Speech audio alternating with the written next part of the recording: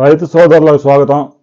చాలామంది రైతులు కామెంట్ చేస్తూ ఉన్నారు, పంట సాగు చేసేటప్పుడు ఉన్న ధర పంట చేతికి వచ్చిన తర్వాత అమ్మే సమయంలో ఉండడం లేదు అని. ఇది 100% నిజం. ఉదాహరణకి ఈ సంవత్సరమే గనక మనం చూసుకుంటే కంది సాగు చేసిన రైతులు ఘోరంగా నష్టపోతూ ఉన్నారు. కంది సాగు చేసే సమయంలో క్వింటా కందులు 9,500 రూపాయలు ఉంటే ఈరోజు 6,500 నుంచి 6,700, మ్యాక్సిమం 7,000 దాకా మాత్రమే కొనుగోలు చేస్తున్నారు. పత్తి పంట ఎలాగూ ఎత్తిపోయింది. ఇక పత్తి సాగు చేసినా కూడా కనీసం ఖర్చులు కూడా వచ్చే పరిస్థితి లేకపోవడంతో చాలామంది రైతులు ఈ సంవత్సరం పల్నాడు, ప్రకాశం, కర్నూలు, అనంతపురం ఈ జిల్లాల్లో పెద్ద ఎత్తున కంది సాగు చేశారు. ఇక దిగుబడులు కూడా అంతంత మాత్రంగానే ఉన్నాయి.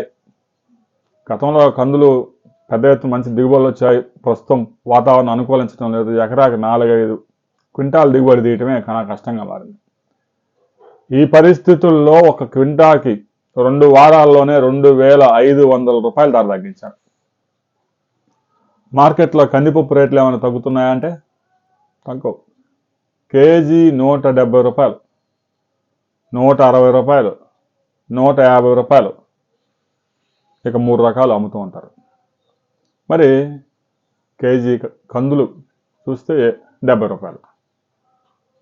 ఒకవేళ అది కందిపప్పుగా మార్చినా కూడా అక్కడ జరిగే నష్టం 10% కంటే ఎక్కువ ఉండదు. ఆ వేస్టేజ్ కూడా తక్కువ రేటుకే ఉండదు. కేజీ 40 రూపాయలు, 45 రూపాయలకు అమ్ముతారు దానాగా. ఇక కేంద్ర ప్రభుత్వం 7,500 రూపాయల మద్దతు ధర ప్రకటించినా కూడా రైతులకు ఎక్కడ దక్కడం లేదు. దేశవ్యాప్తంగా నాఫెడ్ 9 లక్షల క్వింటాల కందులు సేకరించి పెట్టాలని లక్ష్యంగా పెట్టుకున్నా కూడా ఇంతవరకు మద్దతు ధరకు పంట కొనుగోలు చేసేందుకు ఒక్కరు కూడా రంగంలో దిగలేదు.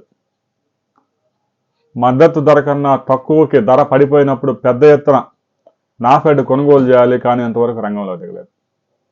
అధికారులు రంగంలో దిగి ఇప్పటికైనా మద్దతు ధరకి కందులు కొంటే కనీసం 7,500 రూపాయలకి తగ్గకుండా ఉంటుంది.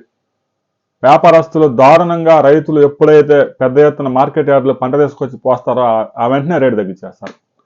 ఎందుకంటే ఒక్కసారి రైతు మార్కెట్ యార్డుకి తీసుకొచ్చి ఆడ పంట అక్కడ ధాన్యం ఆడ పోసిన తర్వాత ఇంకా వాటిని వెనక్కి తీసుకెళ్ళడం సాధ్యం కాదు. అదే గబుక్కుని జేబులు వేసుకుని పోయేది కాదు. ఇక మార్కెట్ యార్డులో పోసిన తర్వాత దాని చుట్టూ 24 గంటల కాపలా ఉండాలి.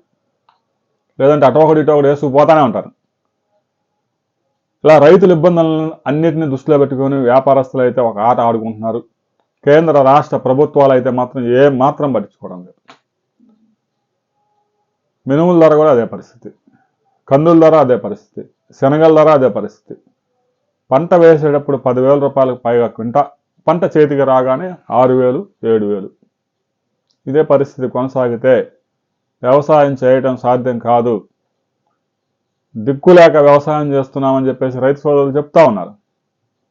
ఒకప్పుడు రైతు అంటే గర్వంగా తలెత్తుకొని తిరిగే పరిస్థితి ఉండేది. ఈరోజు 20 ఎకరాల భూములు ఉన్న రైతులు కూడా నేను రైతు అని చెప్పుకోవడానికి బాధపడుతున్నారు.